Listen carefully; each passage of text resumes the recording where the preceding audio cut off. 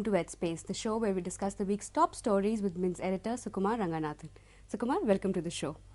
Let's start by talking about Tatas. You know, we are seeing one of the biggest stalwarts of corporate India, Ratan Tata, bowing out this week, right? So, lots been talked about his achievements, but what are the challenges in front of the Tata Group? Because when he took over in 1991, it was the year of economic reforms, but Cyrus Mistry is inheriting this really tough economic conditions. It's not just tough economic conditions that he's inheriting. He's also inheriting a group that in some ways has become very large, has become very global, has become reasonably diversified. And there are multiple challenges that he faces. The first one is to make sure that all the acquisitions that the Tata Group has made over the last 5 years or 6 years somehow turn profitable. You look at Chorus, for instance. I think it was worth around 5 billion when the Tata Group acquired it. Now it's worth around 1 billion. So there's been a depletion of value in many ways, and it actually reflects what's happening in Europe. And to be sure, you know, what happened in 2008 was what people call a black swan event, and you know, no one expected it and all that. But the fact is, a company has to face what it has to face, and the second thing the Tata Group has to do is to really look at getting its debt levels down. The good news is, unlike a lot of other conglomerates, the Tata Group still has a lot of positive cash flow. Their net worth is very high. But the fact is, you look at Tata Steel, you look at Tata Motors, all these are companies which are loaded with a significant amount of debt. The third thing is they have to figure out how serious they are about the telecom space. That's a laggard, Tata Communications. Because it's not really, whether it's Tata Communications or whether it's Tata Docomo, which is the brand through which they offer the GSM services, which is for Tata Teleservices. I think these companies are laggards, as you put it. And they have to figure out whether they want to be in this game or they don't want to be in this game. Because I don't see these companies really going anywhere unless there is a concerted effort to push them and some aggression that's shown. And they've typically been followers in the telecom space, right? They've not been leaders. So and then there are multiple challenges. You know, like you look at Tata Motors, for instance. You have JLR, which for all practical purposes is part of Tata Motors. So you have a huge truck, bus, and car and utility vehicle manufacturer. But what kind of synergies are you going to be able to leverage between these units? How are you going to globalize your workforce? Because I would personally like to see group executives emerging, right? It's not just an India company, it's international because firm. it's not, and some of these executives will have to be global executives. You've seen the group begin to take tentative steps. And I think the last challenge that the group faces is really one of leadership.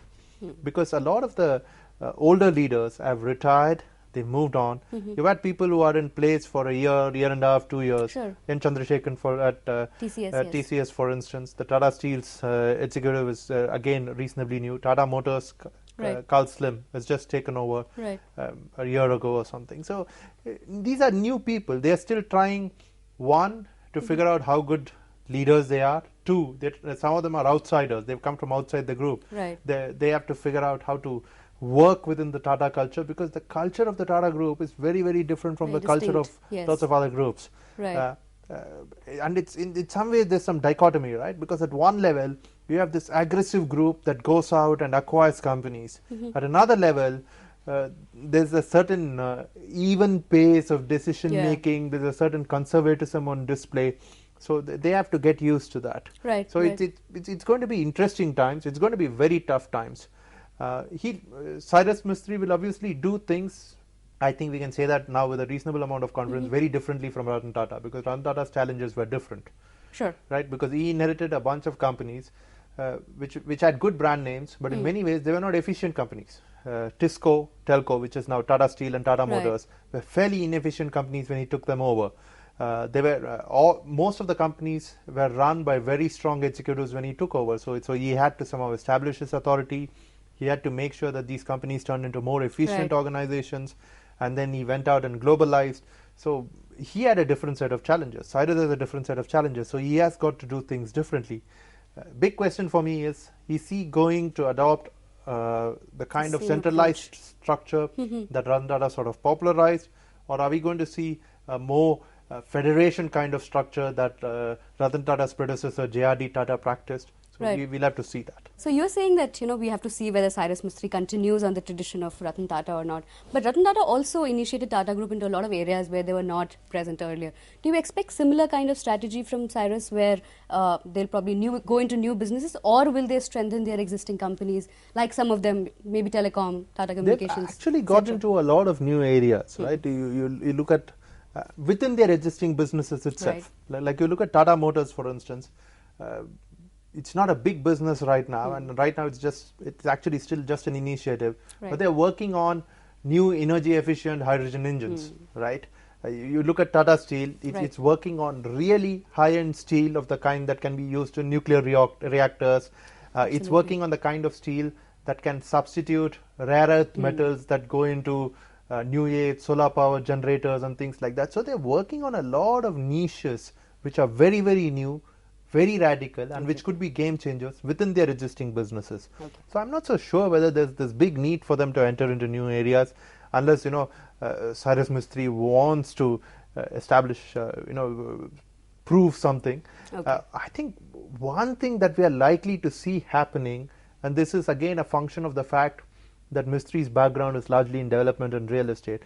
I think you'll see Tata Realty doing a lot more projects, getting a lot more active, and probably getting a lot more attention from Bombay House itself, because the man who is now in charge is a real estate man. Because it's very difficult to take your personal interest out of it. Like you look at the kind of things that Ratan Tata is interested in. Man's hugely interested in cars. Not surprising that Tata Motors was one of the companies on which he focused a lot of his energies. So you're likely to see that happening with Mistry also. But apart from that, I think it's a time for consolidation. Because some analysts, and I don't entirely disagree with them, are of the view that Ratan Tata went out and made 15-year, 20-year bets when he acquired these large companies, knowing very well that he had 5 years at the helm. Right. Which means, the other 10 years, the 15 years, someone really has to work hard on making these acquisitions work for the group. And I think that's Mistry's biggest challenge.